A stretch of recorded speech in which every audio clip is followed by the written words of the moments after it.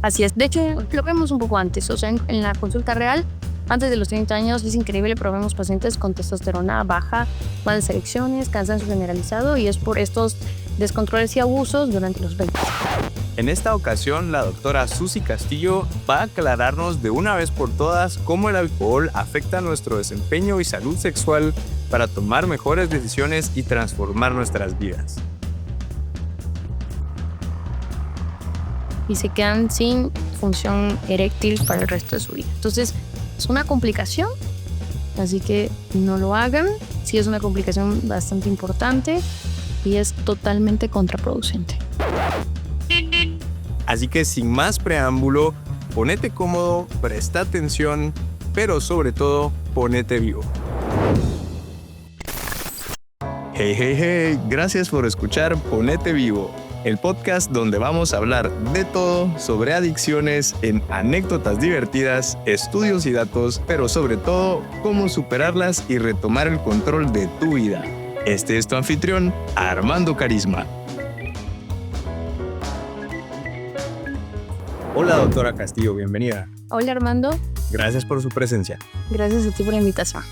Doctora, es un gustazo realmente tenerla con nosotros y más que un gustazo, también un honor que sea usted quien nos aclare todas las preguntas que traemos el día de hoy, dado que pues es usted la primera y la única uróloga también de momento en nuestras fronteras.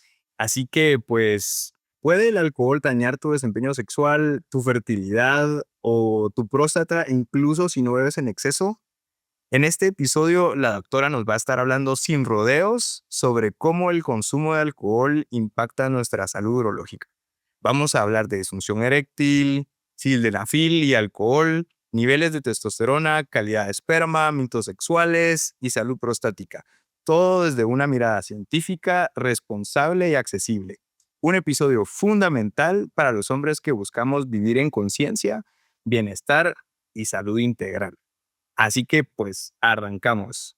Gracias de nuevo por compartir su conocimiento, su expertise y su tiempo, doctora.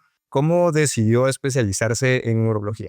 Gracias, Armando. Pues siempre me llamó la atención el equilibrio que hay entre la parte clínica y la parte quirúrgica en urología.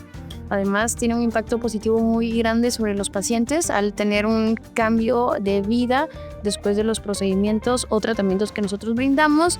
Y otra cosa que me gustó mucho de la urología es que tiene mucho avance científico y somos muy académicos. Todos los urólogos estudiamos bastante y eso hizo un match muy fuerte conmigo, mis objetivos y pues mis gustos por la medicina. Me imagino que igualmente en el camino quizás hubo algunos retos, doctora. Pues, ¿qué retos enfrentó usted al ser una pionera mujer en esta rama de la medicina? Pues sí, muchos desde estereotipos sobre si una mujer podía operar, si una mujer puede evaluar o examinar a un hombre, si una mujer es capaz y tiene las mismas cualidades o capacidades para operar, digamos, manejar un robot o hacer una cirugía pues con bastante delicadeza comparada con un hombre, pero estos comentarios tanto de compañeros, colegas, maestros, pero no se detuvo solo ahí. O sea, también recibió mucho apoyo. Recibió mucho apoyo de maestros también, de colegas, compañeros, otras mujeres en otras ramas de medicina, urólogas también fuera de Guatemala.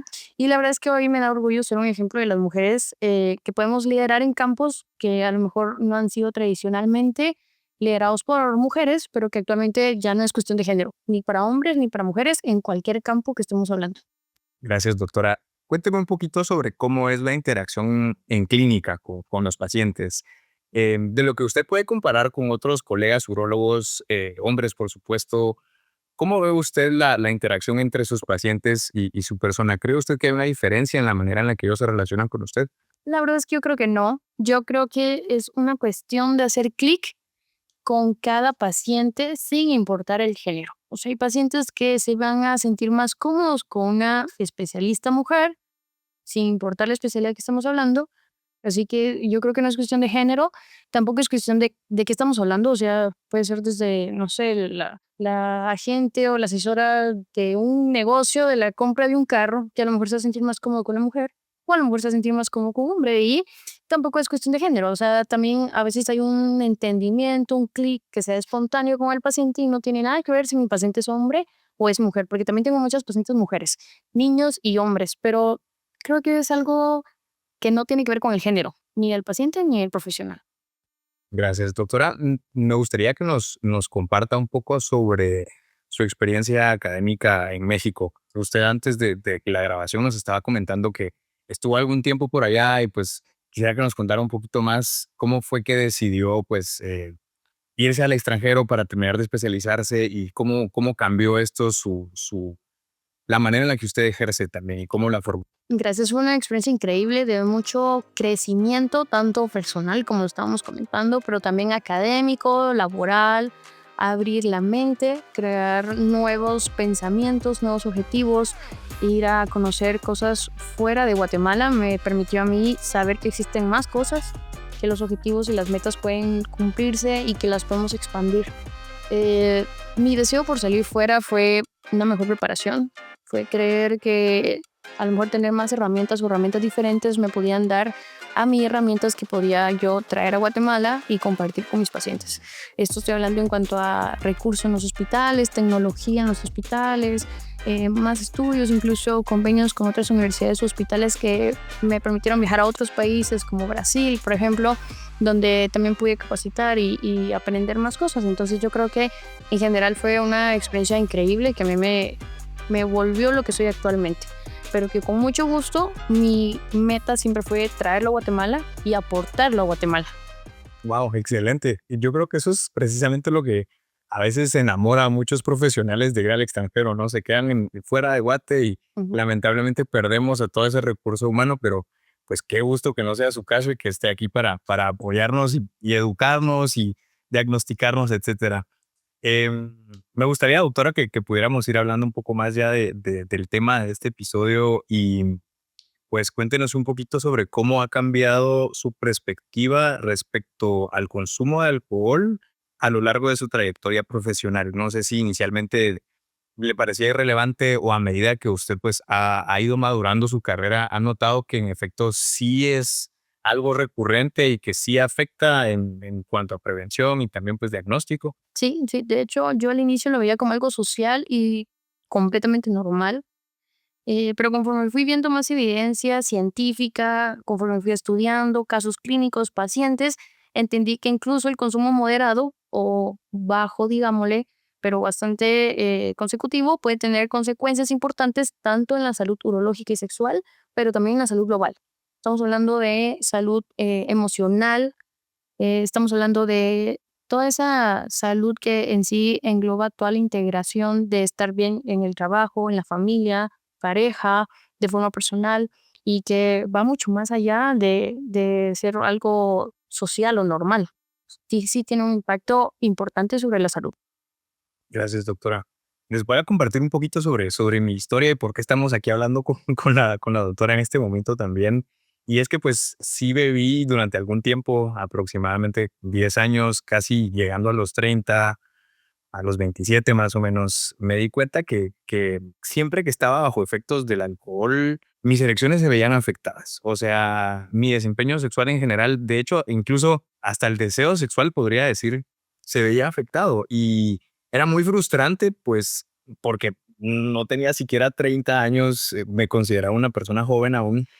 Y pues esto fue muy alarmante y fue uno de los factores, de hecho, que me motivó a buscar una salida y a manejar esta situación de adicción con el alcohol.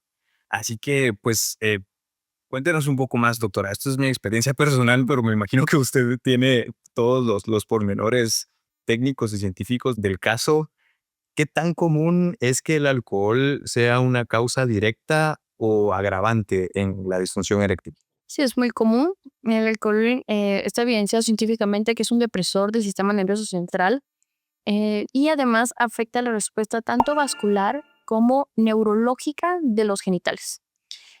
Además, el alcohol a corto plazo inhibe la erección, pero además de esto, a largo plazo puede causar daño hormonal y vascular. Este daño en los vasos sanguíneos y en los órganos de los genitales reproductores pueden no tener una reversión. Los vasos sanguíneos se van atrofiando, se van tapando, el alcohol se convierte en grasa, tapa los vasos sanguíneos y con esto tenemos daño en los genitales que a veces es irreversible. y a corto plazo inhibe la erección y sí hay una alteración en el sistema nervioso central. Por lo tanto, sí hay un efecto inmediato y a largo plazo del consumo de alcohol en los órganos reproductores. Tanto del hombre como de la mujer. Sí, tanto el hombre como la mujer. Realmente en el hombre es que se da, nos podemos dar cuenta más, pues es más notorio, es evidente, pero sí el daño es generalizado. Gracias, doctora. ¿A qué se refiere con que la respuesta neurológica de los genitales no funciona de igual manera bajo los efectos del alcohol? Hay una depresión del sistema nervioso central, por lo tanto hay una depresión de la comunicación nerviosa y las transmisiones nerviosas se ven disminuidas, están alteradas, están disminuidas y con esto no hay una respuesta acorde a eh, al evento sexual de ese momento o incluso el deseo sexual, como tú lo estabas mencionando. Y, por ejemplo, el paciente que tiene una relación sexual tiene el deseo, pero no puede tener una erección o no la puede mantener o no puede alcanzar el orgasmo. Entonces, estas son las alteraciones que podemos ver a corto plazo, que son secundarias a la modificación del sistema nervioso central en ese momento. Solo para, solo para aclarar, porque creo que hay mucha desinformación específicamente del lado de nosotros los hombres, cuando dice que no, que se complica alcanzar el orgasmo, ¿se refiere usted a eyacular? Sí, la eyaculación. Gracias, doctora. Ya nos lo había mencionado, pero quisiera que nos lo señalara usted más puntualmente. ¿El consumo moderado de alcohol, aún moderado, también tiene consecuencias a nivel neurológico, digamos, una o dos bebidas al día, que es pues lo que muchos hacemos, quizás después del trabajo, me tomo una cerveza, un vinito, yo qué sé? ¿Esto también impacta? 1 o 2 días pueden parecer inofensivos, pero realmente sí hay un impacto. Esto porque, como está comentando, el alcohol se transforma, pues, al final en grasa, tapa los vasos sanguíneos de los genitales son bastante pequeñitos, se tapan bastante fácil. Estos se tapan y hay una alteración en la circulación de los genitales, pero además hay una alteración en la testosterona, hay una alteración en la calidad del líquido eyaculatorio, especialmente en hombres, y en personas predispuestas o que ya tienen algunos otros factores de riesgo, hay una disfunción eréctil como tal eh, permanente y se ha evidenciado que el alcohol está relacionada con una inflamación prostática, así que simula como una prostatitis. Entonces, sí es bastante la afección del alcohol, aunque sea 1 o 2 bebidas, pero que se consuman diarios. Cuando nos menciona usted que también afecta los niveles de testosterona, ¿se refiere a que hace que los niveles de testosterona sean más bajos? Sí, los bajan para que los hombres tengan un nivel de testosterona, digamos, óptimo, porque hay un rango, pero hay niveles óptimos para cada edad. El hombre necesita tener una buena alimentación y eso tiene que ser equilibrada, tiene que tener bastantes proteínas, vegetales y frutas, tiene que estar bien hidratado, tiene que dormir, porque la producción de testosterona se hace exclusivamente durante la noche a través de impulsos neurológicos y a partir de proteínas. Entonces tiene que comer bien, tiene que estar descansado y tiene que dormir. Si hay alguna alteración de estos, por ejemplo, no dormir por el insomnio del alcohol o alterar el ciclo de sueño o no comer bien, no alimentarse bien, va a haber una afección. Además de esto, yo para explicarlo, digamos, de una forma que se entienda en la clínica con los pacientes, les digo que la testosterona utiliza los mismos carritos para poderse mover que los adipocitos, es decir, el colesterol y los triglicéridos. Así que pueden tener testosterona, pero si esos carritos están ocupados por el colesterol o triglicéridos, no se va a poder movilizar la testosterona. Y el alcohol, al final de cuentas, se convierte en colesterol, en triglicéridos. Entonces, pueden tener testosterona, pero no va a ser bien aprovechada porque no hay una disponibilidad para poderse usar. Entonces, desde ahí empieza a afectar y luego desde la producción de testosterona al tener una afección en los impulsos neurológicos. Entonces, no hay una producción normal y esto hace como resultado final que disminuye la testosterona.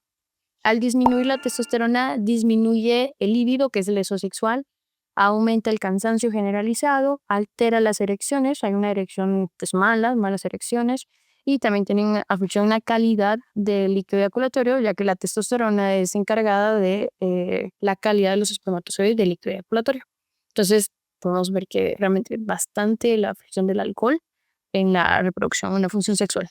Y específicamente en cuanto a a la calidad del esperma, hablemos de conteo de espermatozoides y de fertilidad masculina, ¿cómo se refleja también el consumo de alcohol en estas áreas? Depende del consumo, pero nosotros lo podemos ver como, bueno, los nombres son bastante, digamos, científicos, ¿verdad? Pero para decirlo de una forma que coloquial o que podamos entender todos, podemos ver alteraciones en la morfología de los espermatozoides, es decir, en la forma de la cabeza, del cuello, de la cola de los espermatozoides, o podemos, del cuerpo, perdón, cola o cabeza de los espermatozoides, o podemos ver también una alteración en la movilidad, espermatozoides que no se mueven, espermatozoides que se mueven muy lento, puede ver cualquiera de estas alteraciones, también una disminución del líquido eyaculatorio y todo esto va a ser por la calidad. Siempre le digo a mis pacientes hombres que el líquido eyaculatorio es al final su producción, así que se va a ver también reflejado la calidad de salud global que tienen en ese momento. Cuando nos comenta que hay cambios morfológicos en los espermatozoides, ¿significa esto que el contenido genético de los espermatozoides es todo, por así decirlo? O sea, si yo ya me presento este tipo de problema porque bebo constantemente y mis espermatozoides están dañados y tienen otra forma, ¿esto quiere decir que si tengo hijos en esta situación y bajo este diagnóstico, tienen más riesgo de mutaciones genéticas o enfermedades genéticas? Tienen alteración genética, sin embargo, la alteración de la morfología de los espermatozoides que estamos hablando es una alteración de la forma de los espermatozoides como tal, más que el contenido genético, pero sí hay una alteración en el contenido genético también. Esto va a depender de la cantidad de alcohol que se consuma. También tiene que ver con el estado global de salud de la mujer, ya que es la mujer la que es encargada de reparar el ADN. Pero sí tiene que ver con la cantidad del alcohol que se ha ingerido, el momento en el que se ha realizado la relación sexual y la cantidad de alcohol que se ha estado ingiriendo, junto con la hidratación, con la alimentación que ha tenido, pero sí puede haber una alteración. De lo que usted pues ha notado en sus pacientes, ¿qué otros hábitos suelen acompañar el consumo de alcohol que también afectan la salud urológica? Por ejemplo, fumar, mala alimentación, sedentarismo. Muchos pacientes de estos pues no realizan actividad física regular, ¿verdad? Consumo de otras drogas que también es de forma muy importante y todo esto forma pues ahí sí que un combo negativo para la salud sexual y hormonal, ¿verdad? De los hombres. ¿Qué mitos ha escuchado usted sobre el alcohol y la potencia sexual? Y pues hago la consulta porque de hecho creo que uno en los medios miran completamente lo opuesto, ¿verdad? En una peli o una serie nos vamos de fiesta y luego sexo salvaje, ¿verdad? Pero creo que Sí. de hecho es lo opuesto. Sí, es muy común. Uno de los mitos más comunes es que el alcohol ayuda a soltarse o el alcohol lo potencia, ¿no? Lo que tú dices, pero realmente no. La verdad es que puede aumentar el deseo en un corto plazo y digamos que a un límite de alcohol, porque si se pasa un límite de alcohol ya ni siquiera hay más deseo. Digamos que se aumenta el deseo porque no se ha pasado ese límite de alcohol, puede haber más deseo, pero no va a haber rendimiento. Entonces, no va a haber buenas erecciones y además puede ser que no haya eyaculación. Entonces, realmente no ayuda a potenciar, no ayuda tampoco a tener mejor desempeño. Realmente eso es un mito. Igual, siempre aclarando este mito, porque yo creo que es está muy enraizado dentro de nuestra cultura. Em, Se escucha lo mismo sobre, por ejemplo, voy a combinar alcohol y algún estimulante como, yo que sé, cocaína o anfetaminas incluso, ¿verdad? Sí. Y esta combinación igualmente me va a ayudar a contrarrestar el efecto entorpecedor del alcohol y quizás algo como la cocaína o anfetaminas me va a ayudar a obtener ese subidón que estoy buscando. ¿Esto también es un mito, doctora, o sí ayuda a consumir algún otro tipo de estimulante para contrarrestar el efecto del alcohol? Es totalmente un mito, es una idea totalmente equivocada. Esto lo vemos en ficción, como dices tú, ¿verdad? Es cuestión de películas y pantallas. Médicamente el alcohol y sustancias, otras sustancias como las drogas, como la cocaína, afectan la erección, la eyaculación y hasta la sensación de placer. Entonces, hay una modificación sensorial, física, neurológica, no es una actuación normal, no hay un desempeño normal y realmente es un mito completamente. No hay una mezcla que ayude a potenciar. O sea, si yo diera como las perlas para potenciar la función sexual de un hombre sería hacer ejercicio, dormir bien y comer equilibrado. Eso sí va a potenciar la función sexual de cualquier hombre, pero ni sustancias, ni alcohol, ni drogas van a potenciarlo. Y tampoco medicamentos, porque algunos pacientes creen que pueden mezclar medicamentos con alcohol o drogas y eso es muy, muy dañino. Yo les diría que tengan mucha precaución.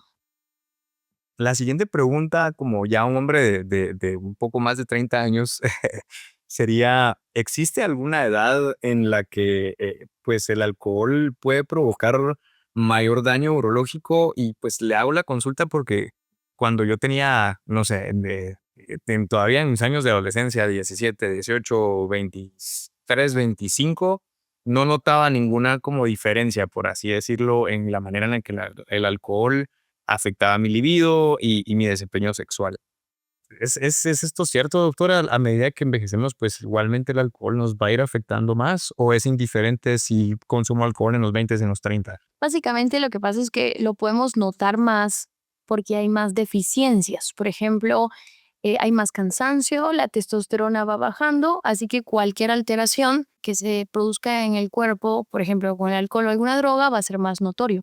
Realmente el efecto o daño está más relacionado a la cantidad de consumo que a la edad. El daño va a ser bastante grande si el consumo es bastante, no importa si tienes 20, 30 o 50. Nada más que se va a notar más porque quizás a los 40, 30 años te falte más testosterona que a los 20. Pero realmente el daño es básicamente igual. Si nosotros habláramos hay como un mito ahí de que en la adolescencia o en la producción hormonal, pero realmente está más asociada al consumo de alcohol que a la edad, el daño que se puede provocar, tanto si es a corto plazo o a largo plazo, incluso irreversible. Gracias. Me llamó mucho la atención algo que estaba diciendo usted, que creo que no me había detenido a reflexionar.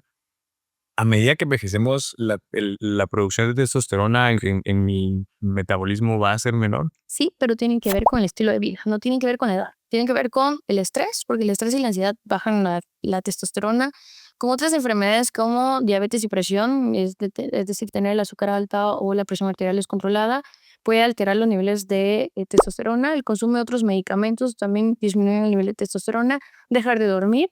Seguramente todos a los 15, 18 años duermen bien regularmente, pero ya a los 30 no es lo mismo, no digamos más grande. Entonces, no dormir bien también, no hacer ejercicio, subir de peso, mala alimentación.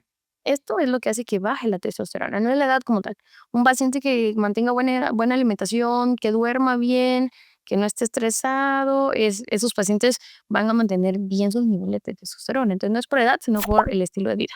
Ok, gracias. Entonces, tiene sentido, ¿verdad? Si tengo un mal estilo de vida durante los 20, cuando llegue a los 30, todo eso va a comenzar a... Así es. De hecho, lo vemos un poco antes, o sea, en la consulta real, antes de los 30 años, es increíble, pero vemos pacientes con testosterona baja, malas erecciones, cansancio generalizado, y es por estos descontroles y abusos durante los 20.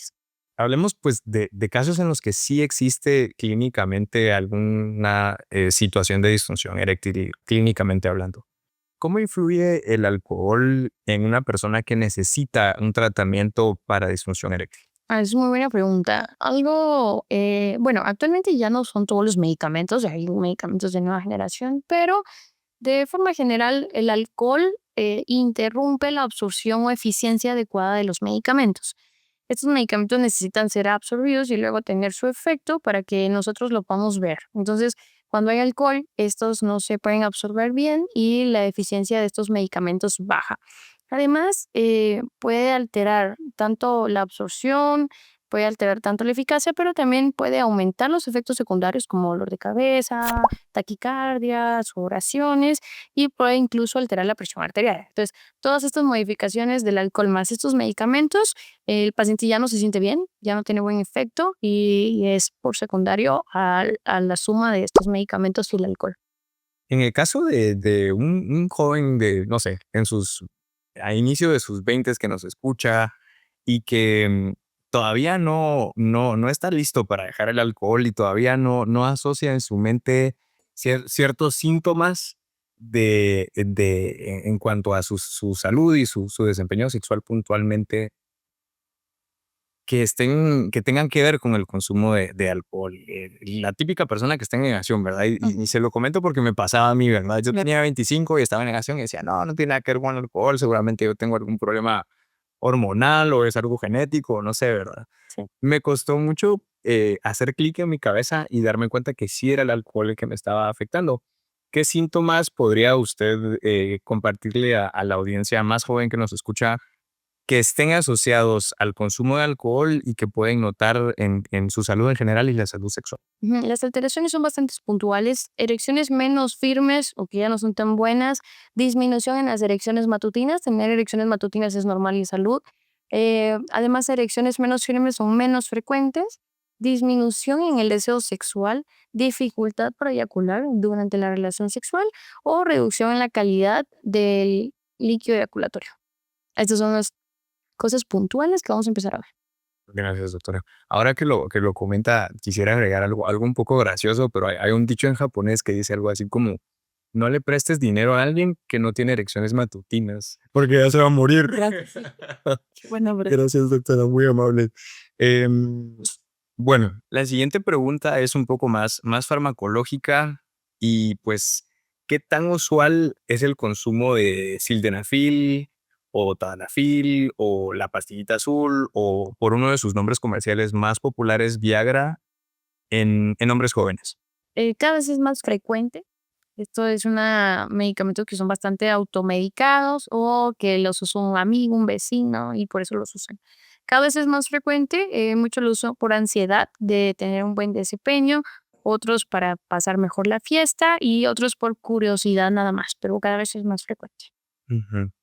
¿Qué tan usual es mezclar este fármaco con alcohol y otras drogas, doctora? ¿Y qué efectos se derivan de este cóctel de sustancias? ¿Es producente o contraproducente para el objetivo de mejorar las erecciones? Es bastante peligroso, de hecho existe un efecto adverso, una complicación que se llama priapismo. El priapismo es una respuesta, una complicación del uso de drogas y estos medicamentos. Es una erección que se mantiene por más de 4 horas, si lo hablamos de técnicamente, pero es una erección que no se puede quitar cuando ya pasó la relación sexual. Y lo peligroso de esto es que tienen que asistir a emergencias de un hospital para que nosotros tengamos que hacer un procedimiento donde tengamos que evacuar la sangre del pene para poder bajar la erección. El problema es que la función sexual que queda después de esta complicación va directamente proporcional al tiempo que se tardan en consultar y casi todos les da mucha pena, esperan que se baje, se ponen hielo, muchas maniobras, empieza a doler, pasan más de 6 horas, se dan cuenta que no va a bajar y asisten a una emergencia y se quedan sin función eréctil para el resto de su vida. Entonces, es una complicación y la mezcla ideal para que se dé esta complicación es drogas y uso de estos medicamentos para la función sexual. Así que no lo hagan, si es una complicación bastante importante y es totalmente contraproducente.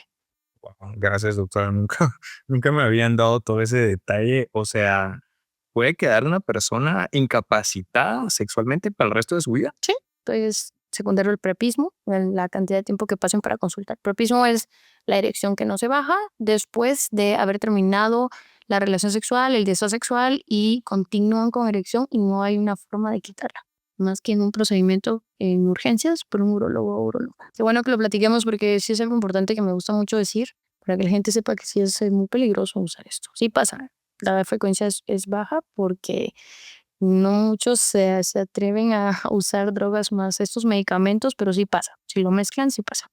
Wow, gracias, doctora, por compartir esa información tan valiosa. Y pues bajo el supuesto de que mi urólogo ya me ha prescrito sildenafil, ¿cuáles serían las mejores condiciones para ingerir este fármaco? Sí. Es sin alcohol, en ayuno o al menos sin comida pesada, unos 30 a 60 minutos antes del acto sexual. Esto va a depender de qué medicamento estamos hablando, pero bueno, regularmente va a ser este y siempre, siempre bajo prescripción médica. Eso es lo más importante.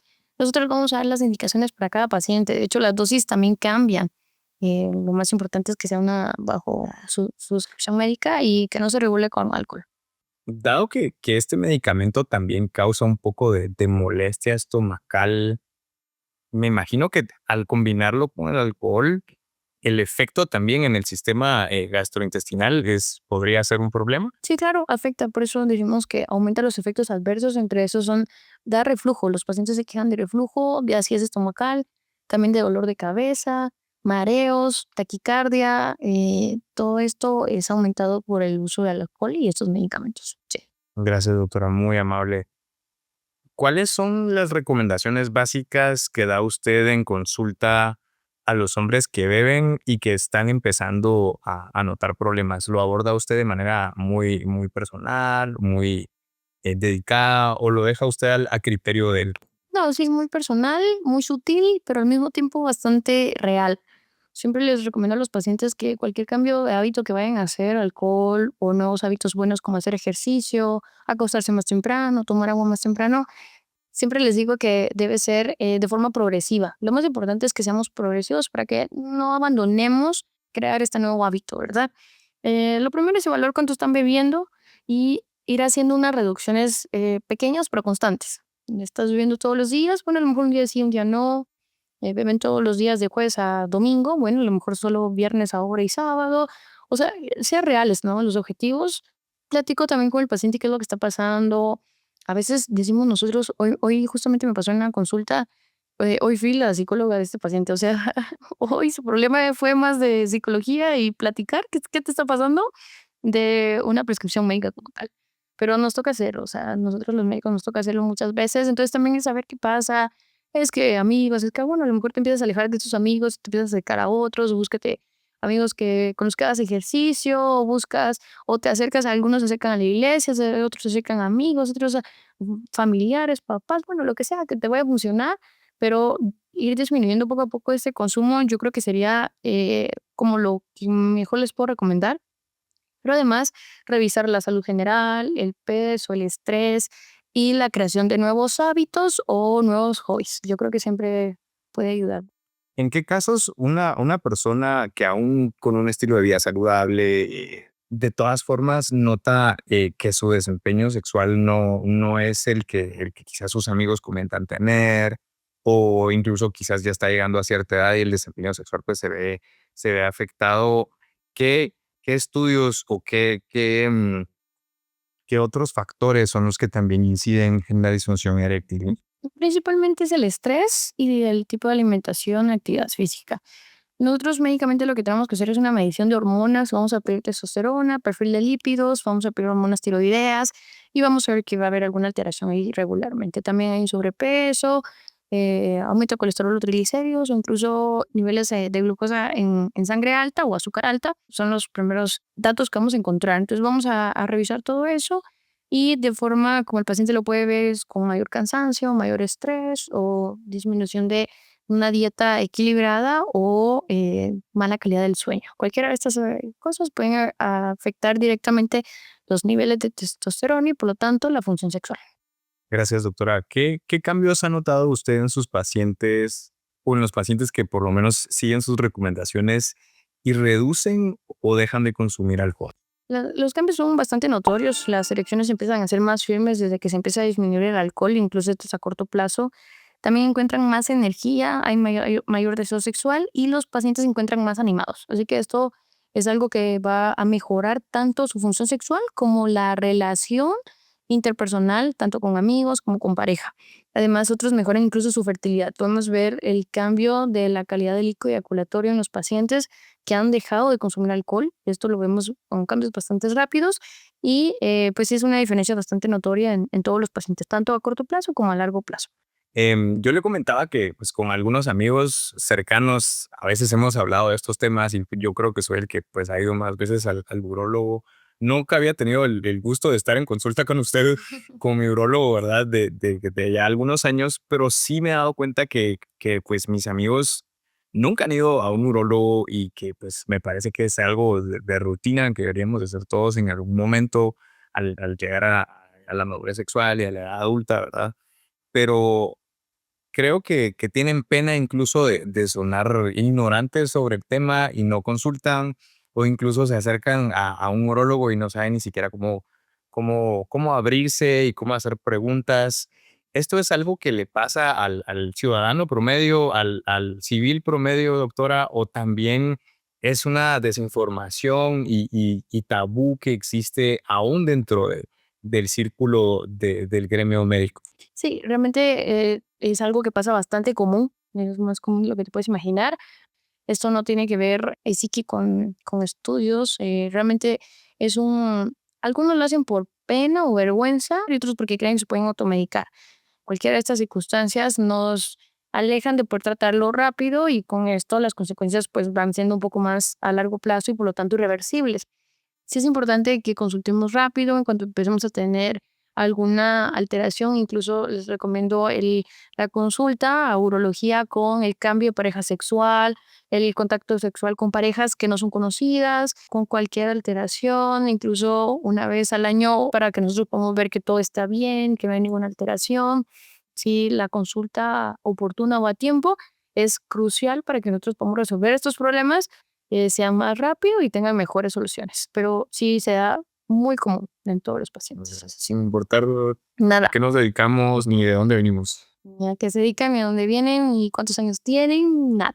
Gracias, doctora, muy amable. Lo pregunto precisamente para mis amigos más cercanos, ya estarán quiénes son. Pues sí, o sea, creo que ese es uno de los tabúes que más manejan, ¿verdad? Quizás me voy a acercar al médico y no sé, se va a poner incómodo o me va a regañar. Algunos hasta piensan eso, que el urólogo los va a regañar Sí. porque no han ido antes, ¿verdad? Ujú. Pero gracias, doctora. Creo que con esto aclaramos que no son solamente mis allegados o familiares o quien sea, le sucede también al personal médico, Sí, a ¿verdad? todo el mundo le pasa. También es algo, pues vamos, bastante común, mucho más común de lo que se cree. Como tú dices, no los vamos a regañar. De hecho, a mí me alegra mucho cuando tengo pacientes que de repente no vienen, desaparecen 3 meses y vuelven a aparecer y me dicen, vengo porque sé que usted no me va a regañar y me va a comprender que estuve de viaje, que tuve un problema. Bueno, está bien, o sea, qué bueno, porque realmente yo no estoy para regañar a los pacientes, estoy para ayudarles. Así que no los vamos a juzgar. Nosotros con todo el profesionalismo, la experiencia que nos ha permitido, pues hasta ahora tener el camino y con la gana de ayudar, vamos a escucharlos y pues apoyarlos, no a criticarlos, ¿verdad? Para nada. Gracias, doctora. Vamos a estar compartiendo en pantalla algunos de los ejercicios que vamos a preguntar a continuación. Doctora, cuéntenos un poquito sobre si existen ciertos ejercicios físicos como tal que podemos hacer para ayudar a mitigar el daño del alcohol y más que mitigar el daño ocasionado por el alcohol, para fortalecer nuestra zona pélvica, o sea, nuestra área genital, etcétera.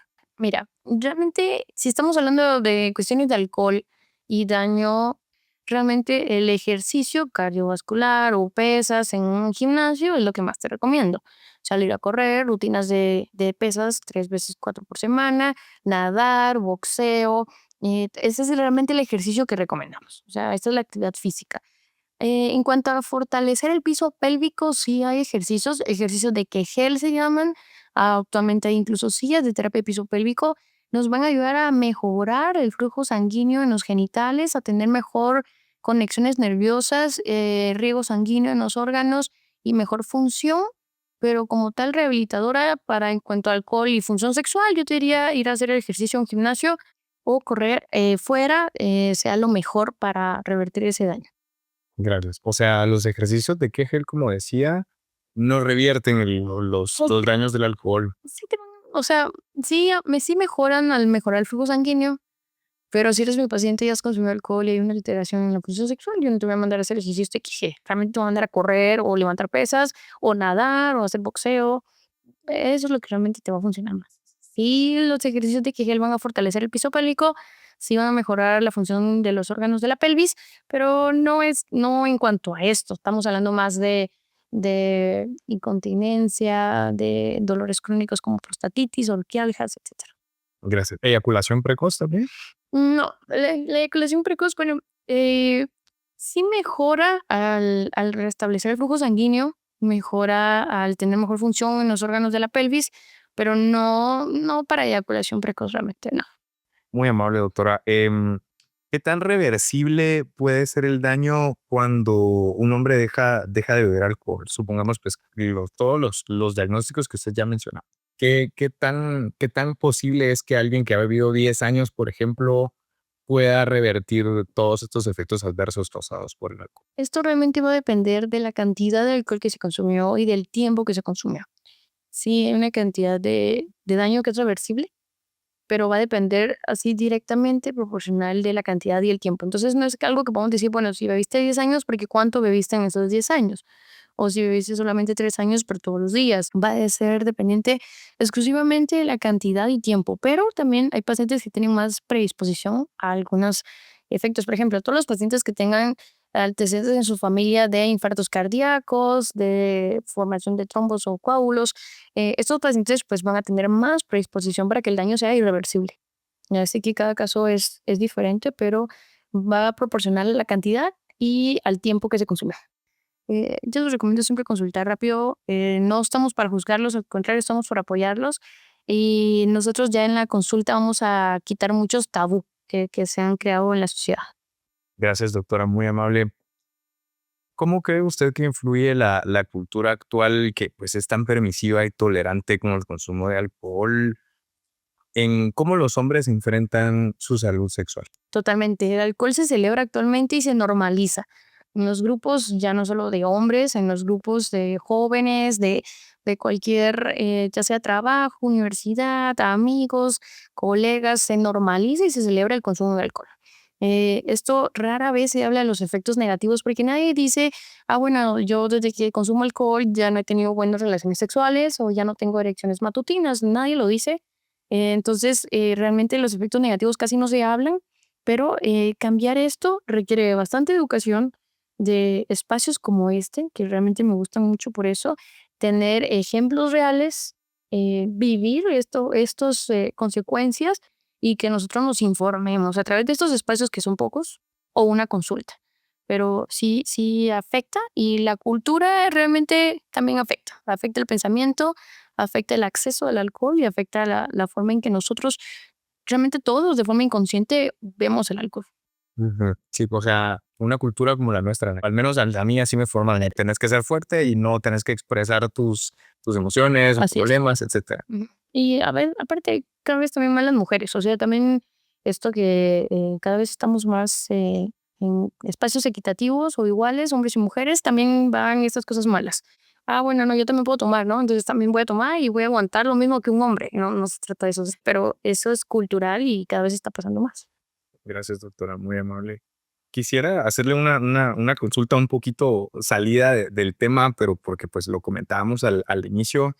Y si bien es algo que ya es rutinario desde hace algún tiempo, todavía tenemos un poco este concepto los hombres de que si tengo que hacerme un examen de próstata, tiene que ser con contacto, ¿verdad? Ujú. En el área rectal. Y creo que algunos tienen un poquito hacemos bromas y algunos incluso hasta tienen miedo de ir al urólogo porque creen que le van a examinar Ujú. el área rectal y van a palparle y todo, y quizás, no sé, eso sea un poco intimidante.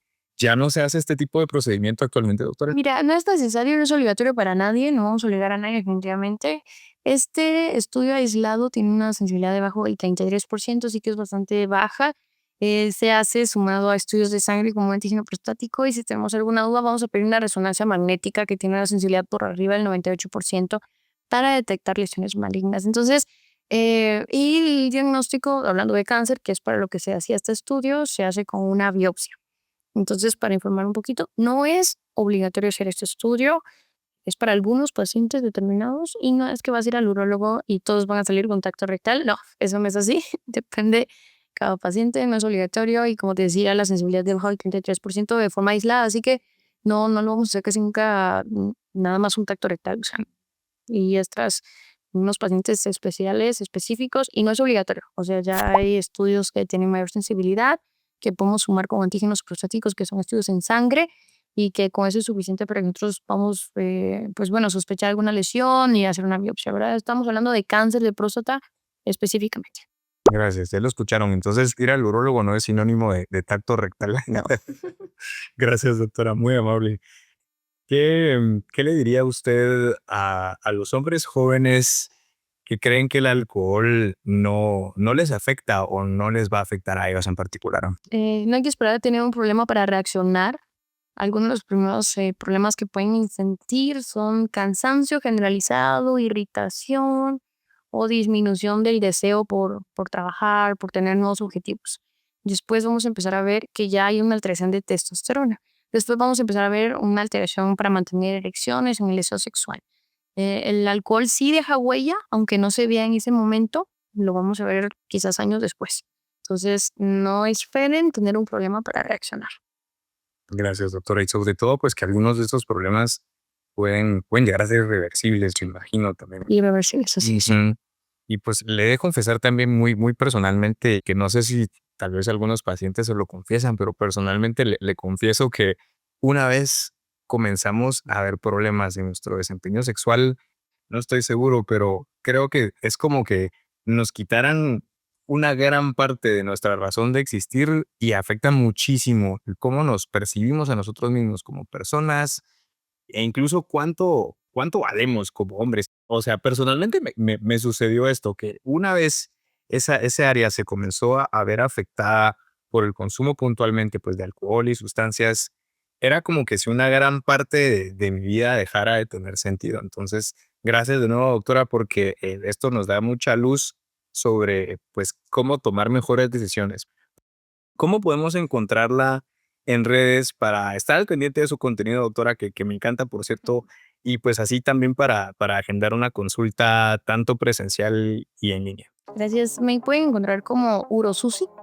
Urosusi está en todas las redes, todas las plataformas. Para mí es un gusto. Siempre platicamos al inicio que me encanta estar dando información, tanto preventiva, información sobre procedimientos o una apertura para que se animen a consultar, ¿verdad? Que vean que poco a poco la consulta ha cambiado.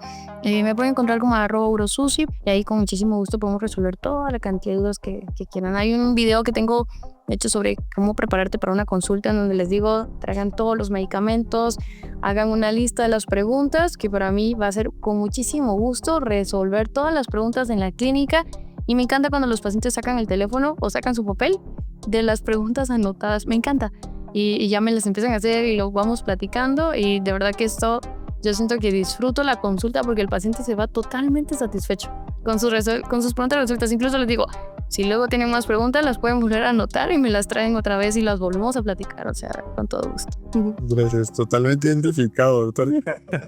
Sí, soy yo con todos, a todas las consultas donde voy, llevo mi agenda con Qué bonitos. A mí me encanta que sean así, me encanta. Gracias, muy amable, doctora.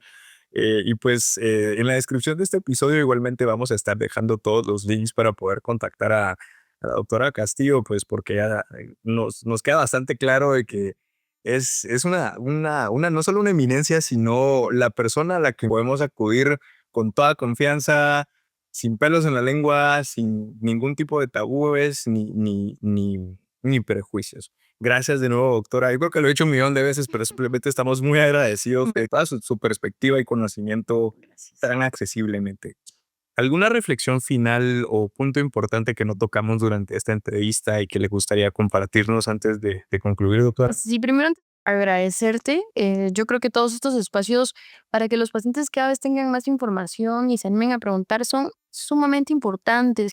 Luego recibo los mensajes en donde la viento el video o en consulta me lo dicen, así que a mí me encanta todo esto, siempre estoy muy activa en esto. Te agradezco a ti, te agradezco al equipo y es un honor para mí que me tomen en cuenta para esto. O sea, de verdad, yo soy la que estoy muy agradecida. Y como reflexión final, pues sí, yo creo que hablar de salud también es hablar de salud emocional, mental y física. Lo que tú decías, la función sexual es una parte de la salud muy importante, pero no solamente física, sino también mental, emocional. Nos lleva a tener buenas relaciones de pareja, pero también buenas relaciones sociales, incluso hasta buen desempeño laboral y académico. Así que la función sexual es importante y no solo para hombres, también para mujeres. No es un tema de vergüenza, es de responsabilidad completamente. Así que pues yo les diría que se pongan vivos con su cuerpo, con su salud y con sus decisiones. Damas y caballeros, la doctora Susi Castillo, muchísimas gracias por compartir. Gracias. Gracias por acompañarnos en este episodio. Ponete vivo y recordá suscribirte en nuestro canal en YouTube, donde vas a encontrar contenido exclusivo, entrevistas completas y mucho más. También puedes seguirnos en Spotify, Apple Podcast o en tu plataforma favorita. Tu apoyo nos ayuda a crecer para seguir compartiendo historias reales y enriquecer nuestras vidas con la participación de profesionales excepcionales. Hasta la próxima.